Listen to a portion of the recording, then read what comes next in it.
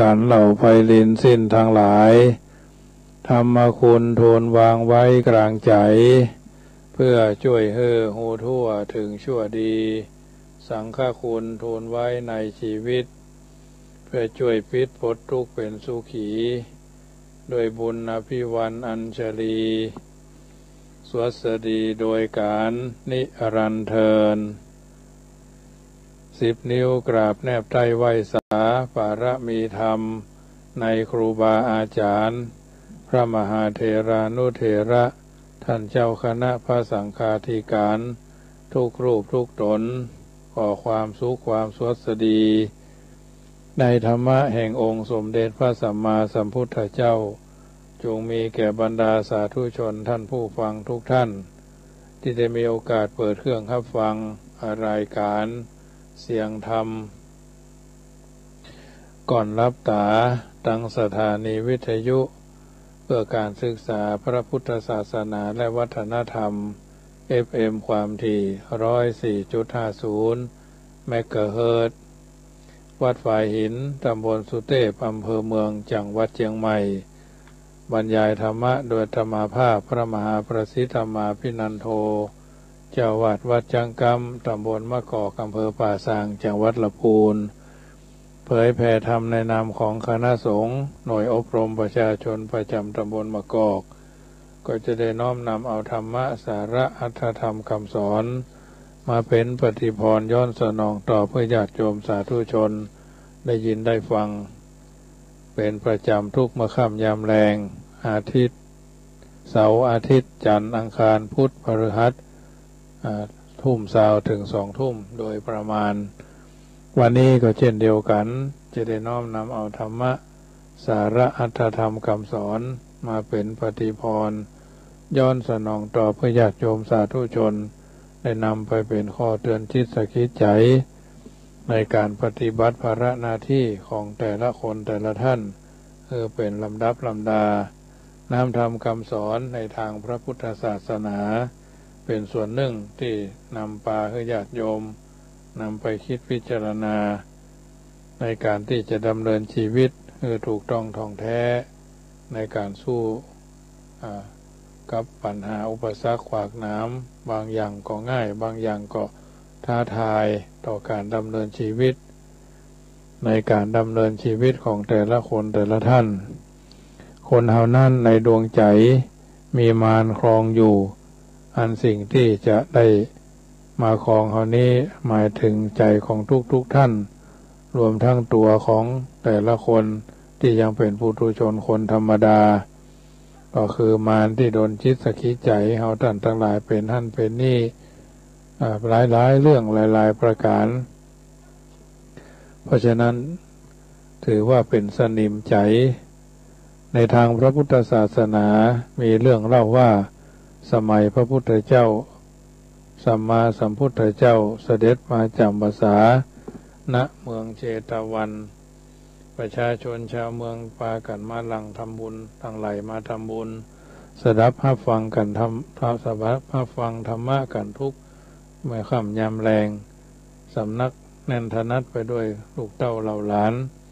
ผู้ที่ตนเข้ามาบวชกุลบุตรผู้หนึ่งชื่อวัติสะพ่อแม่ถึงแก่กรรมแล้วอาศัยอยู่กับพี่สาวบังเกิดศรัทธาปัสสาทะใครจะบวชในพระพุทธศาสนาแม้พี่สาวจะห้ามเท่าใดก็บ่ยอมในก็เธอจะบวชนะถือว่าจะขอให้ได้บวชแล้วก็จะต้องทำใจใกล้ชิดพระพุทธศาสนาพี่สาวบอกว่าบวชทำไมบวชแล้วจะได้อะไรอย่างเป็นต้น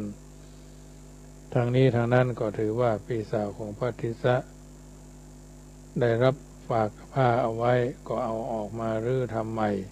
ในที่สุดก็ได้เย็บผ้าจีวรซึ่งก็ถือว่าเป็นส่วนหนึ่งที่เป็นข้อเตือนจิตสกิจใจในการดำเนินชีวิตว่าพระเจ้าทั้งหลายคนเฮานั้นมีกิเลสมากมายหลายประการบางอย่างถือว่าเป็นสนิมในใจชื่นชมในพุทธภาษิตบางทีก็เป็นเรื่องที่ทำให้เฮาท่านทั้งหลายวิตกกังวลด้วยเหตุต่างๆมากมายหลายประการ ถือว่าทุกสิ่งทุกอย่างมีการเริ่มต้นมีการที่จะทำให้สิ่งต่างๆผ่านพ้นไปด้วยดีบางอย่างต้องใช้เวลาในการที่จะเข้าสู่สังคมแห่งการอยู่ร่วมโดยเฉพาะการดำเนินชีวิตบางเตื้อบางประการนั้นต้องอาศัยสิ่งที่เราทุกคนจะต้องฝ่าขึ้นลมแรงไปด้วยประการละต่างๆเป็นต้นว่าบางทีบางประการนั้นวิถีชีวิตจำเป็นจะต้องฟันฝ่าอุปสรรคอย่างเรื่องของเพิ่นห้องว่านั่งเรื่องของอันสิริมากับใจเนาะเมื่อเราเดินทางในถิ่นที่บ่เคยมาก่อนประกอบกับบ่มีผู้นำเธอมานำทางการลงทิศลงทางเป็นเรื่องธรรมดาลงจิตลงใจนี่ก็สำคัญมากจะต้องมีการเกิดขึ้นบางครั้งต้องเดินย้อนพลิกไปเวลาตั้งเมินก็มีอันที่จริงการลงทิศลงทางมันลำบากเพราะเวลาลงเขาจะถามคนใดคนหนึ่งก็ได้แต่ว่าลงใจนี่ลำบากสำหรับคนอื่นๆเขาลงไปอาจจะคือคำแนะนำตักเตือนพลิกมาให้ถูกที่ได้แต่ถ้าตัวเองลงเสียเองแล้วก็ยากที่จะสามารถฟันฝ่าตัวนั้นไปได้บางทีบางครั้งจะทำให้มืดมนอนตะการถ้าตัวเจ้าบ่ยอมรับว่าลงพิษแล้วถ้าตัวเจ้าบ่ยอมรับว่าลงพิษก็ดีการกลับใจมาในทางที่ถูกก็เกิดขึ้นมาได้ดีบดีกระเดียวผู้ที่ไปตักเตือนก็จะถูกกล่าวหาว่าดูถูกดูหมิ่นหรืออวดดีมาสั่งมาสอนปวนโมโหเพิ่มขึ้นแถมผลแห่งการลงทิศลงทางทำให้เราเสียเวลาเสียงานไปพ่องเท่านั้นแต่ถ้าลงใจทำให้เราเสียคนเสียชาติการหลงทางหลังเนี้ยเป็นสิ่งที่ควรระวังอย่างยิ่งแต่ก็อีกแถมนั่นแหละมันจะอยู่ที่การยากอยู่สักหน่อยที่คนเราเกิดมาแล้วในทางชีวิตอย่างน้อยก็ครั้งหนึ่งการกลับใจในเมื่อหู้ว่าหลงแล้วหันมาเดินทางที่ถูกเป็นสิ่งที่มีคุณค่าชีวิตมากเพราะเท่ากับเป็นการชุบชีวิตเธอจวนจะมอดเธอกลับมาดับไปจากคุณค่าอยู่แล้วเพื่อมีราคาสูงเด่นขึ้นนะแม้ในทางพระพุทธศาสนาก็ยกย่องการกลับใจกลับเมื่อกลับตัวกลับคิดกลับใจกลับชั่วคือเป็นดีเป็นคุณธรรมที่ดีประการหนึ่งเหตุการณ์ที่เกิดขึ้นในชีวิตมีเรื่องเล่าเอาไว้ว่าศิริมาเป็นน้องสาวของหมอชีวกโกมารพัฒน์เป็นเจ้าเมืองราชคฤห์โดยกำเนิดพ่อแม่เสี่ยงบุญไปแล้วเธอทั้งสองยังเป็นละอ่อนมีพี่อ้ายอาศัยเป็นหมอเข้าไปทำงานประจำราชสำนักศิริมาอาศัยอยู่กับญาติทางแม่คนหนึ่งแต่ประเมินท่านก็ได้ถึงแก่กรรมทิ้งศิริมาเผชิญภัยในชีวิตต่อไปแต่ผู้เดียวเธอจึงเป็นคนที่ไร้ญาติขาดมิตรแต่ธรรมชาติได้ประทานพรพิเศษทำให้หล่อนภูมิใจในอยู่ประการหนึ่งคือความสวยงามหล่อนสวยสง่าเพลิดพริ้งยิ่งกว่าหญิงใดในกรุงราชคฤห์บรรดาชายหนุ่มลูกผู้ดีมีสกุลทั้งหลายก็พากันหลงไหลคลั่งไคล้พองที่จะได้ศิริมาเป็นคู่ครองโนทนาโยมแม่เรโนเป็นกำลังใจให้มันกันนางศิริมาคบกับพ่อชายมากหน้าหลายตาแต่ว่ามีทีท่าว่าหล่อนจะจริงใจกับพ่อชายคนใดไหนเลยหลายคนบอกปากฝากรักแต่ก็ได้รับการตอบปฏิเสธอย่างสุภาพว่าหล่อนยังต้องการที่จะมีชีวิตอย่างอิสระแถมต่อไปไม่อยากจะเป็นฟังเป็นฟ้าเตื้อนะอยากจะมีพันธะกับคนผู้ใดไปผู้หนึ่งในเวลานี้ จึงมีพ่อชายคนใดสามารถเอาชนะใจของหล่อนได้ธรรมชาติได้สร้างฉันมาให้เป็นเจ้าของชีวิตฉันจึงมีสิทธิ์ที่จะใช้ชีวิตของฉันเพื่อเป็นไปอย่างไรก็ได้โชคชะตาความทุกข์ความสุขความโศกความเศร้าเสียใจ ความหันษาร่าเริงเป็นสิ่งที่ฉันสร้างสรรค์มันขึ้นมาแม้ว่าร่างกายของฉันจะถูกนำไปเป็นเครื่องมือในการตอบสนองความต้องการของธรรมชาติฝ่ายต่ำของภัยก็ตามแต่ก็มันก็กลายเป็นทาสผู้ซื่อสัตย์ที่เป็นประโยชน์ในการดำรงชีวิตของฉันดวงใจของฉันยังคงเป็นอิสระอยู่เหนือสิ่งใดเท่านั้นฉันก็พอแล้วสิริมาผู้ท่านงตัวในความสวยงามในเรือนร่างชอบพูดอุดมคติที่เขาบัญญัติขึ้นเองดังนี้เสมอหมอชีวกได้ทราบพฤติกรรมของน้องสาวเช่นนั้นจึงออกปากในทำนองเตือนให้เธอกลับใจแต่ดูเหมือนจะเป็นการเสือกใส่เธอลงสู่ทางพิษนั้นมากกว่าหมอชีวกก็บอกว่าสิริมาบัดเดี๋ยวนี้เธออายุ20 ปีแล้วเนอะฮู้ก็นางสิริมาก็บอกฮู้แล้วอ้ายเอ๋ยยังแก่กะยังบ่แก่เตื้อเนาะเป็นจะได้เธอบอกอายุอานามฉันทำไมคะพี่อ้ายก็บอกว่าฉันเป็นห่วงเธอนะสิสิริมาอายุ20 ปีแล้วเนี่ยสำหรับแม่หญิงก็นับว่าค่อนข้างแก่แล้วล่ะฉันว่าควรจะจริงใจกับคนใดคนหนึ่งเสียทีเด้อจะได้มีเป็นฝั่งเป็นฝาคำอู้ที่ออกมากำกวมของพี่อ้ายทำให้สิริมานั่งคิดอยู่ครู่หนึ่งแต่พอนึกออกมาว่าพี่ชายหมายความว่าอย่างไรหล่อนก็อย่างใดหล่อนก็หัวเราะว่าอู้ตรงๆดีกว่าอ้ายเอ๋ยอย่าไปมัวอ้อมค้อมอยู่เลย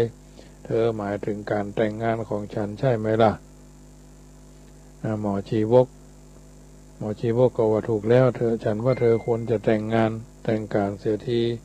เป็นฝั่งเป็นฝาฉันจะได้หมดห่วงนางสิริมาก็บอกว่าแน่ใจกะอ้ายเจ้าฉันแต่งงานแล้วจะทำให้พี่อ้ายหมดห่วงอย่าป่วยการแนะนำฉันในเรื่องนี้เลยหมอชีวกเธอเป็นหมอก็น่าจะเข้าใจแต่เรื่องยุบยาเรื่องของโรคภัยไข้เจ็บได้ดีแต่สำหรับเรื่องของชีวิตเธออาจจะมาเข้าใจพอดีพอก็ได้ฉันยังไม่อยากจะเข้าประตูวิวากับคนผู้ใดฝ่ายผู้หนึ่งเตื้อท่านหมอชีวกผู้เป็นพี่อ้ายเขาว่ากันว่าคนออก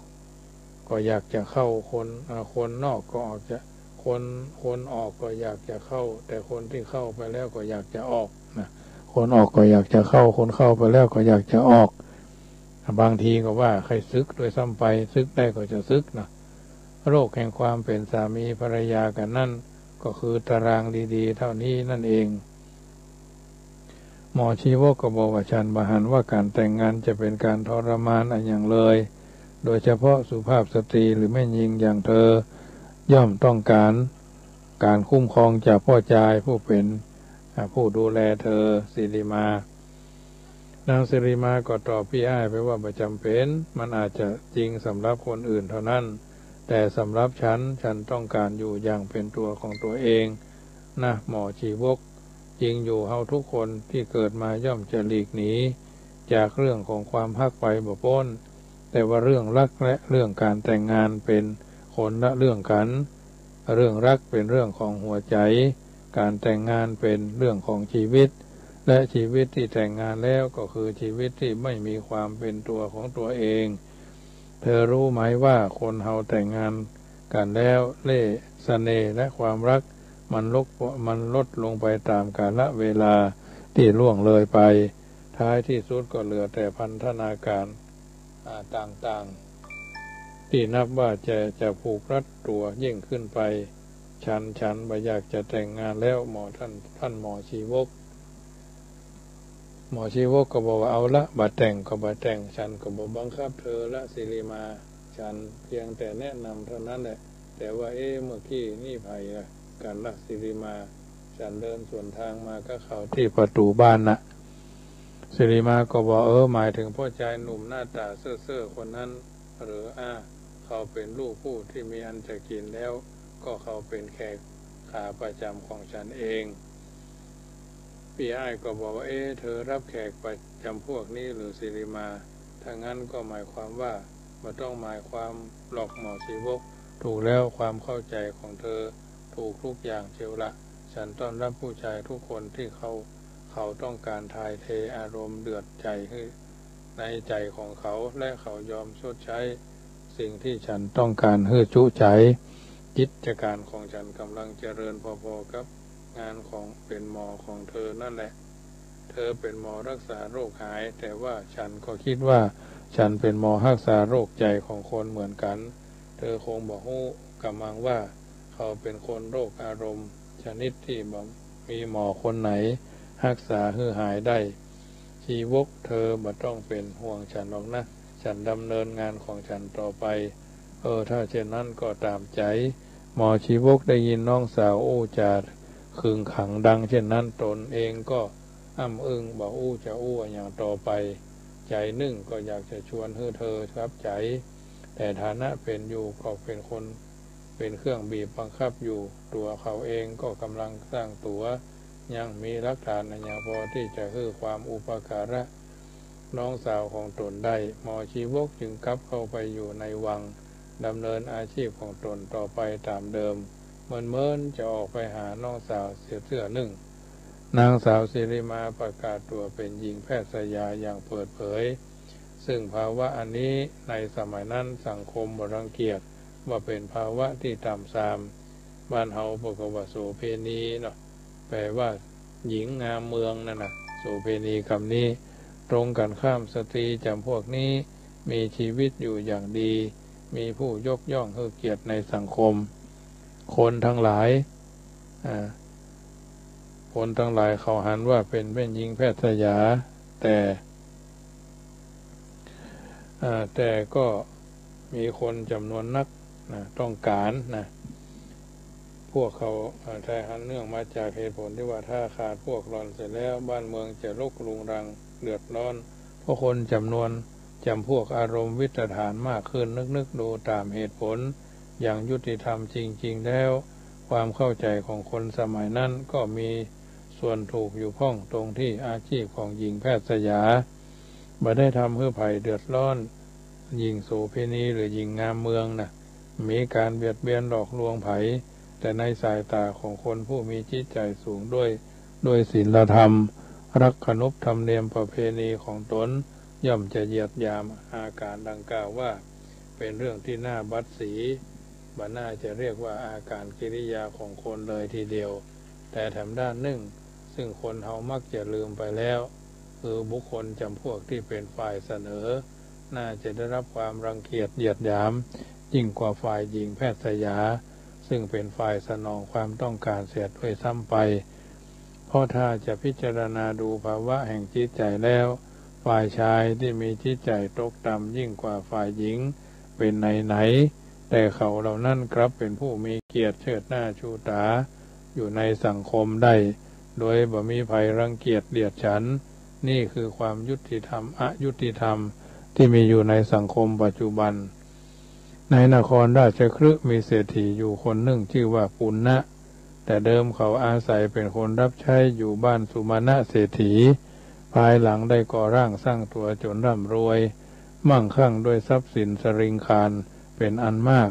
จนได้รับพระราชทานตำแหน่งเศรษฐีทำคนหนึ่งภรรยาของเขาชื่อสุภัทธาและมีบุตรมีธิดาคนหนึ่งชื่ออุตรา3 คนพ่อแม่ลูกเป็นผู้มีศรัทธาเลื่อมใส ในพระพุทธศาสนาฟังน้ำฟังธรรมขององค์สมเด็จพระสัมมาสัมพุทธเจ้าจนได้บรรลุธรรมพิเศษเป็นพระโสดาบันทั้ง3 คนต่อมาสุมาณะเศรษฐีได้มาสู่ขออุตราแก่วัฒนาลูกชายของเขาปุณณะเศรษฐีรังเกียจว่าตระกูลของสุมาณะเป็นเศรษฐีมิจฉาทิฐิบัดนับถือพระพุทธศาสนา ถ้าอุตราของตนได้เข้าไปอยู่ในตระกูลเช่นนั้นก็เหมือนเข้าไปอยู่ในที่ทรมานใจปุณณะเศรษฐีจึงตอบปฏิเสธไปเสียเลยครั้งแล้วครั้งหลายหนแต่ก็ทนต่อการอ้อนวอนบ่ได้ประกอบกับเหตุที่ตนเองเคยอาศัยอยู่กับสุมาณะเศรษฐีมาก่อนใหญ่ยังระลึกถึงบุญคุณจึงยอมยกอุตราในที่สุด อุตราได้ไปอยู่กินเป็นภรรยาของวัฒนาบ่เมิน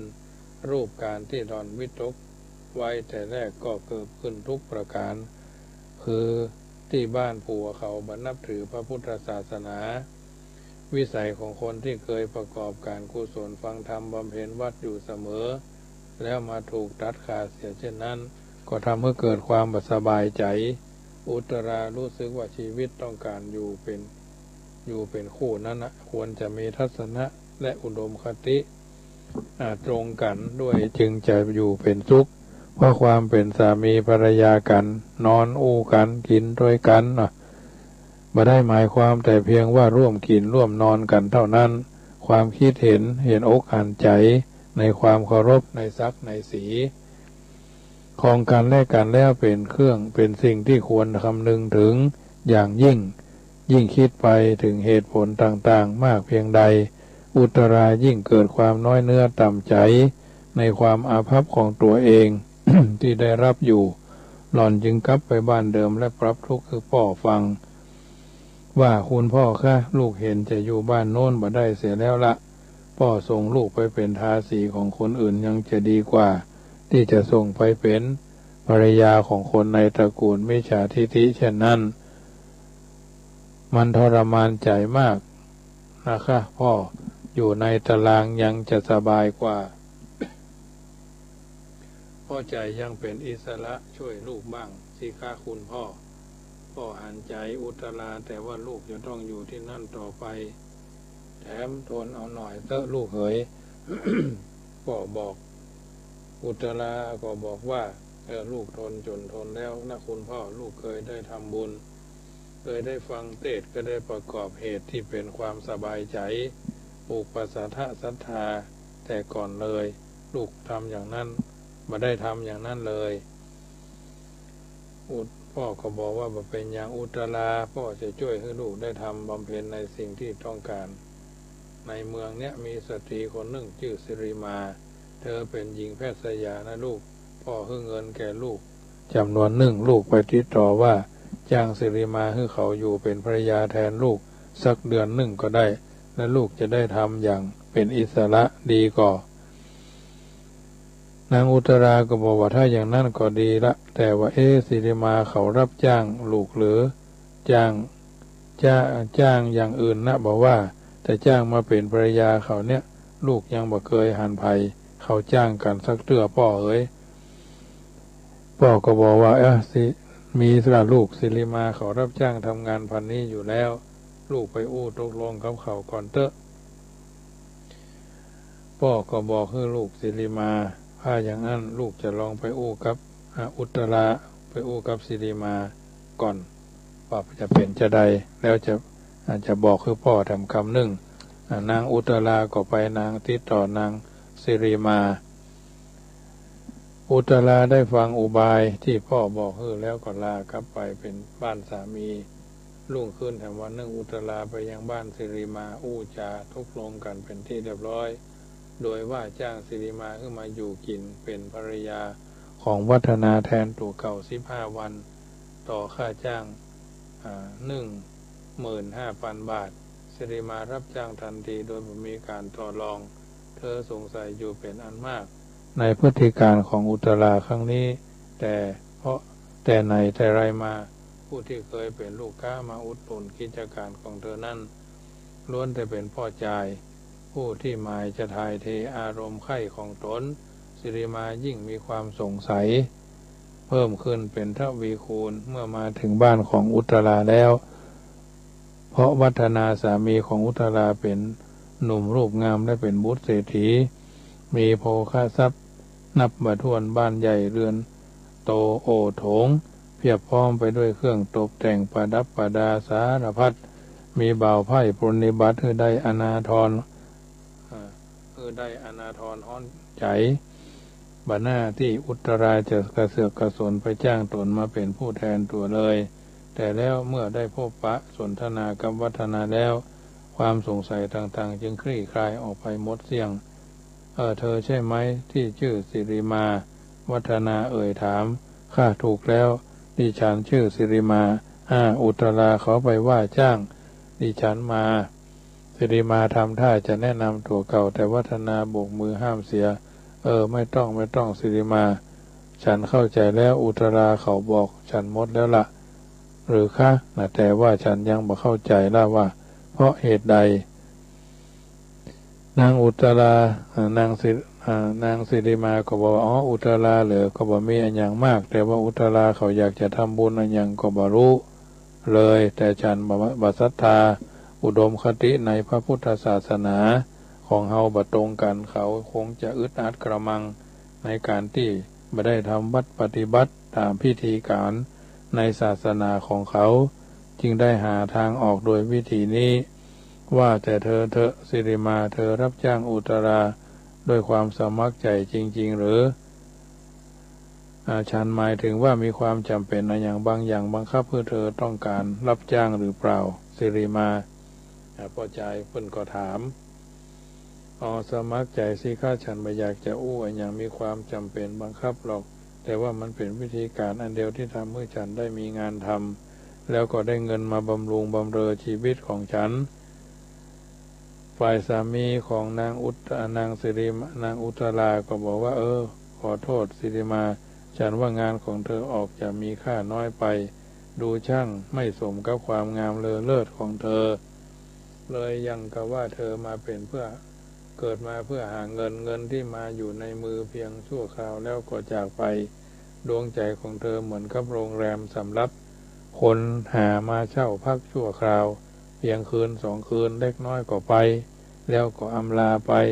หัวใจชนิดโรงแรมของเธอนี่เลอะเทอะเปื้อนเหมือนกับเครื่องใช้ไม้สอยในโรงแรมจะดีหรือสิริมาเธอบักกลัวต่อคำคารหานินทาของพ่อใจที่เคยมาหาสู่เธอหรือคำอย่างตรงไปตรงมาของท่านเศรษฐีวัฒนาทำนองประนามยามเหยียดอยู่ในที่บ่ได้ทำให้สิริมาหวั่นไหวได้ตรงกันข้ามเธอหัวเราะด้วยความขบขันแสดงท่าทีคล้ายกับว่าชีวิตอยู่ในอุ้งมือของเธอเองมันเป็นสิ่งที่เธอจะต้องใช้สอยมันให้เต็มที่นางสิริมาก็บอกว่าถ้าเข้าใจฉันเข้าใจฉันผิดไปละนางสิริมาก็ตอบท่านวัฒนาเศรษฐีวัฒนาถูกละในสายตาของคนทั้งหลายเขาอาจจะหันว่าเรือนร่างกายของดิฉันเป็นโรงแรมแต่ว่าใจของฉันเป็นอิสระเหนือสิ่งอื่นใดฉันบ่หวั่นไหวต่อหลอกวัฒนาต่อการที่คนอื่นเขาจะว่าถ้านั้นถ้านี้เข้าใจฉันว่าอย่างใดทั้งที่ตัวเขาเองก็ยังบ่เข้าใจในตัวของเขาดีพอดิฉันเกลียดนักคนที่คอยแต่จ้องมองดูคนอื่นยุ่งเรื่องของคนอื่นสนใจเรื่องของคนอื่นเก็บเอาเรื่องคนอื่นมาว่ามานินทาบ่มีแปลงใส่บ่ใหญ่แปลงเอาทำนองนั่นน่ะฉันบ่ได้สนใจหรอกถ้าบ้านเฮาก็จะว่าเง่าก็จังเตอะว่าเสอะก็จังเขาเนาะมันจะทำนองนี่แหละฉันภาคภูมิใจในความเป็นตัวของตัวเองอยู่เสมอความเป็นเจ้าของชีวิตโดยสมบูรณ์ของฉันก็บ่เป็นสิ่งที่น่าจะพอใจแล้วใช่หรือไม่นางก็บอกว่าเศรษฐีก็บอกเอาละสิริมาฉันไม่ได้ตั้งใจจะว่าเธอเป็นแต่เพียงฉันยังเสียงของเธอดูว่าเธอรับจ้างอุตราด้วยใจจริงหรือเปล่าเท่านั้นถูกแล้วละเธอเป็นเจ้าของชีวิตแต่เธออย่าลืมว่าเวลานี้เธอเป็นคนรับจ้าง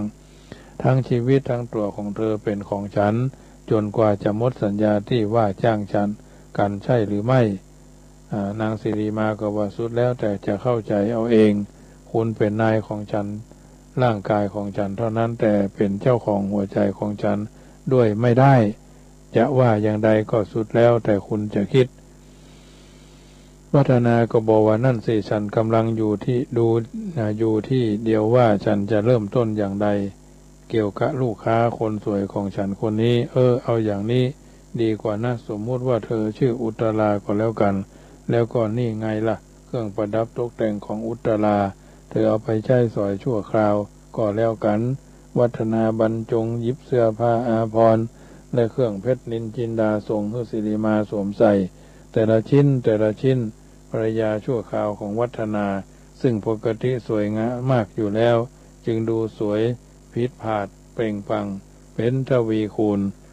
ความจริงเธอสวยมากนะสิริมาฉันอยากจะให้อุตราเพื่อนของเธอสวยอย่างเธอเสียจริงหรือว่าให้เป็นอุตราตัวจริงเสียเลยมันจะทำให้ฉันสุขใจเพียงเท่านั้นเท่าไหนก็บรู้นางสิริมาก็ว่าทำปากดีไปเถอะประเดี๋ยวดิฉันจะเกิดแย่ง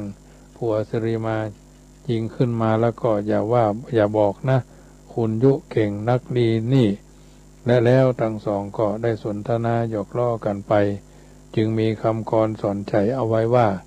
อันวิถีชีวิตเดินผิดง่ายแม้นผิดหมายอาจถลำนำสู่เกินใครกำหนดล่วงหน้าช้าเหลือเกินถึงคราวเดินอาจผิดที่คิดไว้อันนี้ก็เป็นนิทัศนะอุทาหรณ์นิทานสอนจิตสอนใจเรื่องนางอุตรากับใจมาถึงตอนนี้ก่อนวันพุธก็จะได้อู้กันต่อไปค่ำคืนวันนี้ญาติโยมได้ยินนิทานตัวนี้แล้วเป็นจะใดก็โทรศัพท์ทักทายกันเข้ามาได้เนอะ06154765390615476539ตั้งเบอร์นี้เหลือเวลาแต่5 นาทีอยู่จุดไหนม่งใดเป็นจะใดพ่องนิทานชีวิตเอามาเล่ามาสาธยายเอามาสาธกยกคือญาติโยมสาธุชนได้ฟังนิทานตัวนี้ก็เป็นคติเตือนใจเป็นนิทานชีวิตวิถีชีวิตเราบ่เหมือนกันบางท่านก็สุขสบายบางท่านก็ลุ่มดอนบางท่านก็ทุกข์ระกำลำบากวิถีไผวิถีมันหน้าที่ไผหน้าที่มันอันนี้เป็นนิทัศนะอุทาหรณ์นิทานในธรรมบทก็ดีนิทานในวรรณคดีก็ดีแต่ละที่ละแห่งก็ถือว่าเป็นส่วนหนึ่งที่นำมาเสนอให้ญาติโยมสาธุชนเพราะฉะนั้นถือว่าเราท่านทั้งหลายเพราะฉะนั้นถือว่าญาติโยมสาธุชนได้ยินได้ฟังแล้วก็นำไปเป็นข้อเตือนจิตสกิดใจในการดำเนินชีวิตของเราท่านทั้งหลายเป็นลำดับไปโทรกันเข้ามานะ06154765390615476539ทางนี้ทางนั้นก็ถือว่าเป็นส่วนหนึ่งที่นำมาเป็นบรรณาการกับญาติโยมสาธุชนที่อยู่ทางบ้านฟังกันแล้วเป็นนิทัศนะอุทาหรณ์ยามที่บ้านเมืองวิกฤตไปด้วยสภาวิกฤตในเรื่องของโควิดทางนี้ทางนั้นบางท้องที่เพิ่นบ่ฮือไปหั่นไปนี่เอาก็ไปบ่ได้เนาะไปก่อนรีบมาบางไปถืนไปแล้วก็จะต้องถูกกักตัวเนาะ14 วันพ่องตรงนั้นตรงนี้นะก็ทำให้การ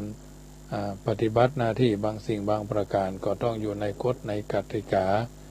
ที่เพิ่นบอกเอาไว้ก็ถือว่าต้องทำไปตามนั้นเพราะฉะนั้น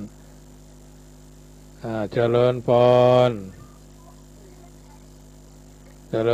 แม่กันที่นี่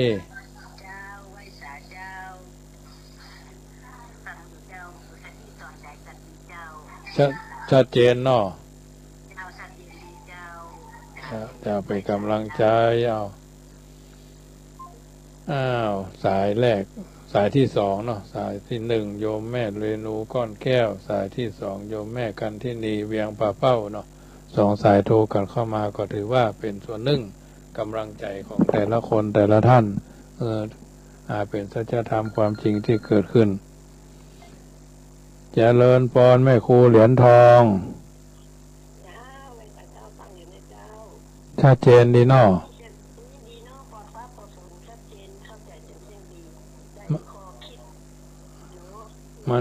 มันมืดมันตกวันนี้นะดาวออกละ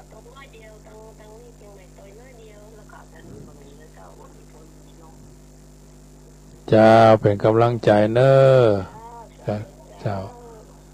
อนุโมทนากับทุกเสียงทุกสายเนอะที่ได้โทรมาโยมแม่เรนูโยมแม่กันที่นีโยมแม่ครูเหรียญทอง3 สายเป็นกำลังใจให้ซึ่งกันและกันวันนี้สมสมัยได้เวลาขอนำรายการจากท่านไปก่อนก็จะได้ค่อยเจถึงแปลงเจตึงก็โทรศัพท์หาได้ที่0615476539 0615476539วันนี้ก็คงจะขอนำรายการจากท่านไปก่อนเนอะโมทนาสายสุดท้ายโยมนากาแฟเนอะไม่ได้อู้กัจกรรมสะทาโสถีพระวันตุโวอายุวันโนสุขังปะลังขอเจริญปอน